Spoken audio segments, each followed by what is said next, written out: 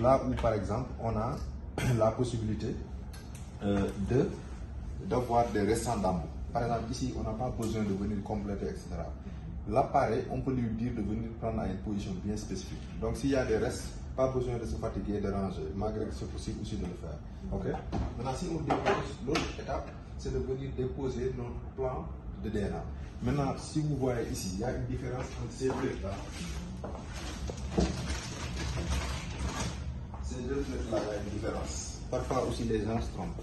C'est très important de le comprendre. Okay. Ici, on a une plaque où les bords là vont toucher le sol en même temps.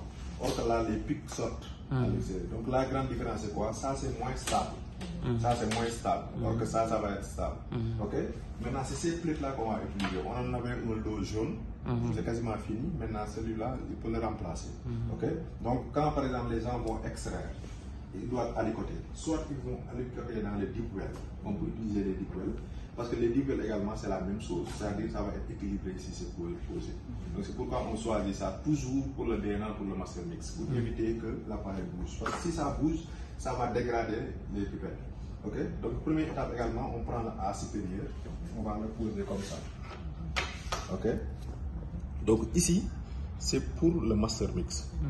On fait la même chose. Je ne veux pas gâter les plates, mais ça, on vient aussi le poser comme ça, avec le A au niveau supérieur, au niveau du B. Vous voyez, c'est pas équilibré. Mais c'est ces plates là, c'est juste, je donne juste un exemple. Et enfin, on vient ici, on dépose maintenant le puits. Pour le puits, il est plus avantageux de le déposer comme ça. Voilà. Maintenant, regardez ici, il y a des languettes qui sont là. Ces languettes servent à quoi? À maintenir. Donc, le déclic, ça veut dire que c'est bien fixé et là, vous vérifiez. Ok. Donc, tous ces déclics-là, on les retrouve au niveau des bords. Ok. Donc là, on a notre workflow pour l'appareil. Maintenant, comme je dis, si tu veux, tu mets ici le DNA, là, le master mix. Mais il n'y a pas de logique scientifique. Le master mix doit venir avant. Sinon, si le DNA est ici, il va contaminer. Donc, le workflow, correctement, doit faire comme ça. Maintenant, si on le fait, maintenant, l'appareil va travailler. Maintenant, il y a quelque chose qui est important, c'est ici. Ça, c'est le bac à poubelle. Donc, c'est lui qui va recevoir les pipettes, les embouts, etc. Maintenant, ça, parfois, il faut venir prouver que ça tombe. Par exemple, là, il vient le mettre, il le met comme ça, ou bien il vient le mettre comme ça. Là, si la disposition de ça n'est pas ici exactement, ça ne va pas fonctionner. L'appareil ne va jamais dire. Vous savez pourquoi? Parce qu'ici, il y a un laser qui est là. Le laser, il va faire l'alignement ici pour dire au pipette, voici les bacs qui sont là. Donc ça, si ça bouge, le workflow ne fonctionne pas. Donc si on veut être clean, normalement, moi quand je me clean, c'est pas comme ça. Je prends les sachets rouges, j'enlève ça comme ça, je mets les sachets, je les fixe comme ça, mais ça ne doit pas. Ça ne doit pas sortir. Si c'est ça, on peut le faire sortir. Mais si on fait comme ça, les gars, ok, ça va se dégrader rapidement. C'est pourquoi j'utilise ces sachets-là. Voilà, pour que ça reçoit. Mais les sachets ne doivent pas dépasser. Dès que c'est dépassé, l'appareil ne marche pas parce qu'il y a des métriques qui sont là. Donc on capte et on vient faire la même chose comme ça. Ok, ça doit être bien disposé, sinon ça ne va jamais fonctionner. Ok, et maintenant là, on commence. Maintenant, pour commencer, il y a, de la même manière qu'on fait notre master mix, on prépare, etc. Il y a deux choses à faire. Soit on vient ici, on fait la configuration du logiciel qui nous permet de faire les deux. Donc pour le faire, on va utiliser ce pipette-là. Maintenant, le pipette, pour l'enlever, on fait quoi? On va venir appuyer là, doucement, et on ne force pas. Avant d'appuyer même, on peut enlever ça. Ça, c'est juste un connecteur qui permet de donner l'information en même temps chargée. Ok? Donc on appuie là, et on tire comme ça, et on enlève. Ok? Ça également c'est important parce que si vous ne savez pas comment l'enlever, vous allez être là à faire des forcés.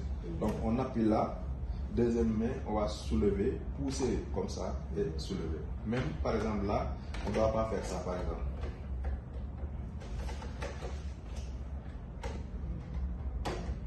Par exemple là, on appuie, on appuie, on fait comme ça avant de soulever. C'est important. Okay? Exactement. Donc si vous voyez ça, c'est la pipette qui va nous faire la distribution. Et il y a différents volumes qui sont là. Là, nous sommes à 12,5. Donc ça veut dire que maximum c'est 12,5. Quand on fait la distribution. Parfois, dans les protocoles, on a besoin par exemple d'un master mix qui est à 40. C'est possible de l'utiliser, mais c'est à nous d'être intelligents et de faire des calculs. C'est-à-dire on va lui dire de faire une repeat, de prendre par exemple 2 fois, 3 fois une valeur donnée. Donc on divise par le nombre de fois pour éviter que ça se gâte. Donc ici également, si vous comptez, ici il y a 1, 2, 3 jusqu'à 12. Donc ça veut dire que ça peut prendre aussi bien déposer comme ça que de déposer comme ça. Donc ces pipettes là sont faites pour, ici il y a des rails qui leur permettent de se déplacer. Quand vous leur dites que ici c'est 384, il sait que la distance entre deux puits c'est combien, donc il va calibrer. Si vous lui dites ici c'est des plaques de 86, il connaît la distance. Donc il va demander même les informations par rapport au quel est le fabricant pour connaître les distances, parce qu'il y a des distances internationales. Ok. Donc ça, pour venir, on peut venir configurer au niveau de l'appareil. Donc là, pour venir configurer, donc d'habitude c'est comme ça, c'est sans certains pas, juste que c'est en veilleuse. Donc si on appuie, ça va faire apparaître cet écran là. Maintenant si vous voyez c'est l'écran, pour naviguer, c'est pas les flèches qui vont naviguer, ça c'est tactile, c'est comme ça qu'il faut naviguer. Ok, donc c'est tactile. Donc chaque mot également a une signification. Là on se dit tips, là on te dit pipette, là on te dit repeat, simple dilute, manuel pipette, etc., etc., etc. Donc selon ce qu'on va faire, on va choisir une de ces options là. Donc nous on a choisi l'option de ne jamais utiliser, bon pour l'instant de ne jamais utiliser ça, parce qu'on a un logiciel pour faire la configuration. Parce que si on le fait ici, déjà ça va pas être facile.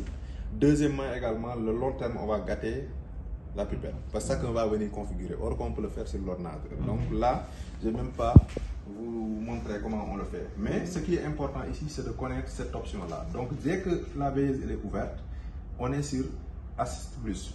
Maintenant Assist Plus ça sert à quoi? Dès que je suis là, je remets la pipette, je le connecte, et si vous voyez très bien, systématiquement regardez, c'est noir, ça veut dire que ça ne charge pas, mais dès que je branche ici, ça commence à charger. Ok, c'est bon. Donc ici ça